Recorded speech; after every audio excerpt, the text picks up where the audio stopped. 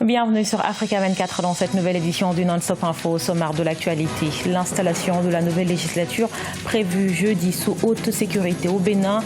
Ce mardi 14 mai, plusieurs arrestations ou convocations d'acteurs de l'opposition sont dénoncées.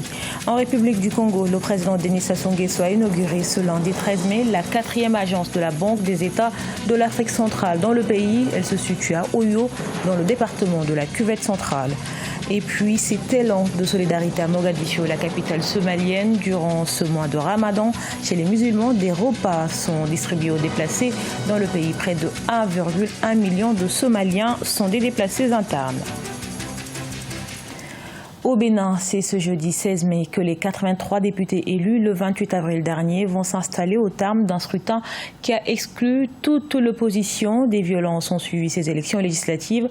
Depuis le 2 mai, il n'y a pas eu de manifestation, mais à la veille de cette installation, la situation reste tendue dans le pays. Reportage de notre correspondant Lefté Ounou, commenté par Fanny Monichi. L'opposition béninoise se dit préoccupée pour la paix, les droits de l'homme et les libertés. À la veille de l'investiture des députés de la 8e législature, prévue ce 16 mai 2019, plusieurs arrestations ou convocations d'acteurs de l'opposition sont dénoncées à travers le pays. Vous observez la traque et l'enlèvement des opposants. De nombreux jeunes, comptés en dizaines, ont été enlevés dans ces conditions. L'opposition au président Patrice Talon dénonce l'illégitimité des députés issus du scrutin du 28 avril 2019.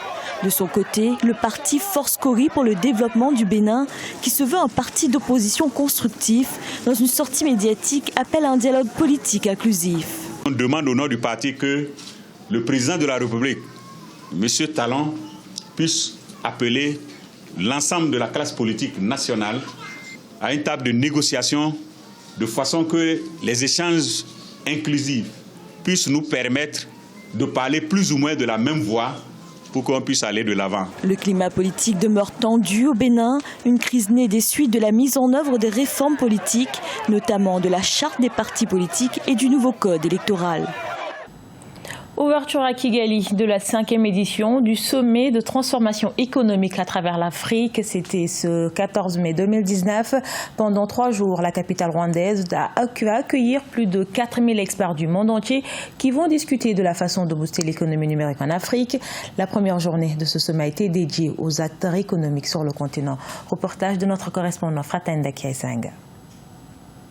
Du 14 au 17 mai 2019, Kigali accueille pour la 5e fois le sommet sur la transformation économique de l'Afrique grâce au numérique. Plus de 4000 experts venant de plus de 50 pays du monde prennent part aux discussions dont l'objectif est de booster l'économie numérique africaine. La première journée a été dédiée aux acteurs économiques du continent.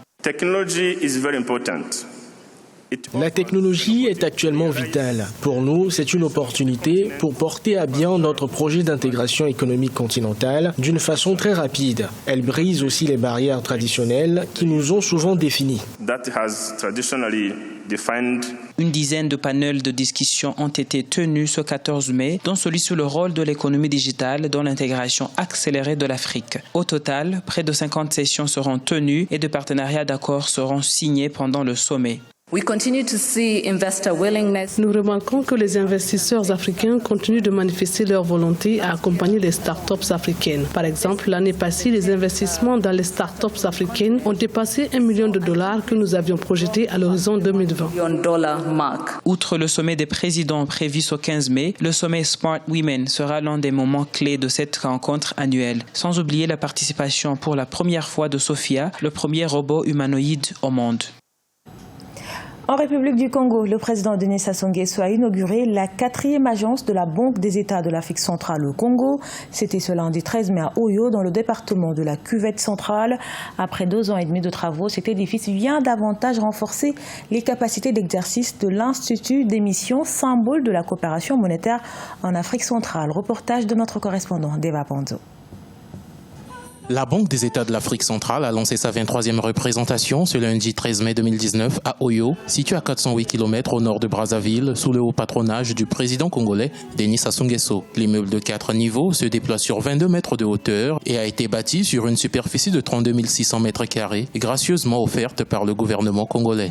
Les actions vigoureuses engagées par le Congo sous votre égide sont en parfaite cohérence avec la stratégie communautaire de redressement économique et financier et devraient se traduire par une relance de la croissance économique qui s'établirait en termes réels à 1,2% grâce aux performances attendues aussi bien du secteur pétrolier que non pétrolier, qui enregistrait une stabilisation de 1% après les contre-performances de 2018 qui étaient de moins 5%.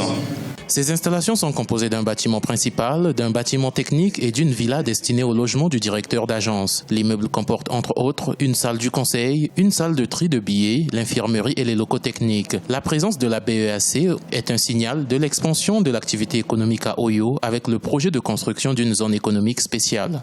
L'inauguration aujourd'hui de ce bel ouvrage qui marque l'installation de la BEAC dans la localité est un signal éloquent de l'expansion des activités économiques à Oyo et de la confiance que notre institut d'admission place dans la réalisation du potentiel économique du département de la Cuvette et des départements environnants.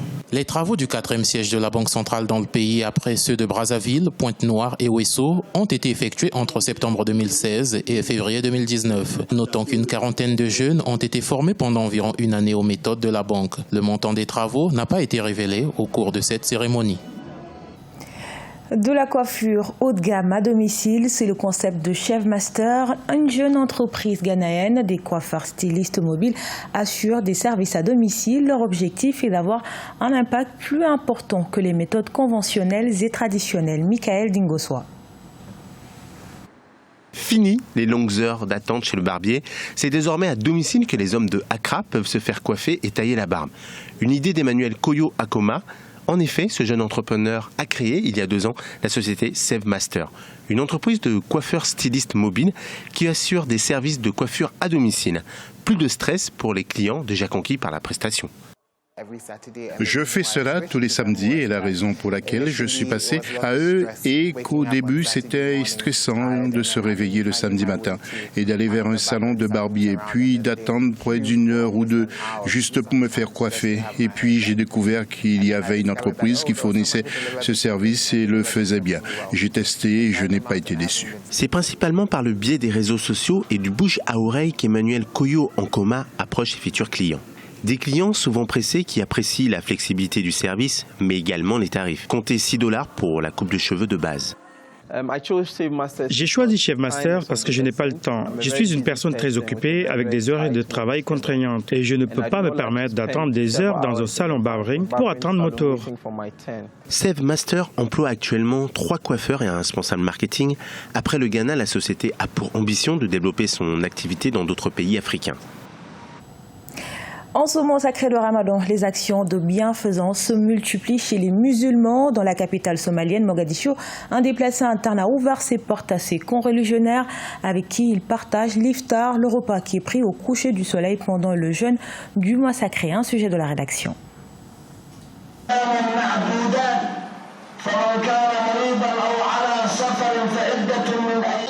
Alors que les musulmans du monde entier célèbrent le mois sacré du Ramadan en Somalie pour les déplacés internes, la perspective de solutions durables demeure lointaine. Ici à Mogadiscio, la capitale somalienne, dans ce camp de fortune pour les déplacés internes, vit Abdullahi Sharif.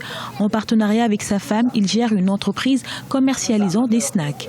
L'entraide, la solidarité, le partage ne sont pas vains mots pour Abdullah, dont la maison ne se désemplit pas à l'heure de l'iftar, le repas de rupture du jeûne. Quand je rencontre quelqu'un qui ne peut pas s'offrir un repas à l'iftar, je lui demande de venir chez moi le soir et je lui donne ce que j'ai, ce que je peux me permettre de lui offrir. En raison des conflits qu'a connus la Somalie au cours des 2 dernières décennies, près de 1,1 million de Somaliens sont des déplacés internes. Mohamed est l'un d'entre eux. Le jeune homme salue la générosité de son hôte en cette période. Nous sommes venus ici pour rompre notre jeûne parce qu'Abdoulaye Sharif nous a apporté à manger et à boire et nous lui en sommes reconnaissants. Débuté le 6 mai dans de nombreux pays, le Ramadan va durer un mois d'abstinence notamment alimentaire du lever au coucher du soleil, mais plus qu'un cheminement spirituel, ce mois est aussi le mois de la générosité et du partage chez les musulmans. Ce journal a été réalisé par l'ensemble de la rédaction. Merci pour votre fidélité. Retrouvez dans un instant une nouvelle édition de l'actualité sur Africa 24.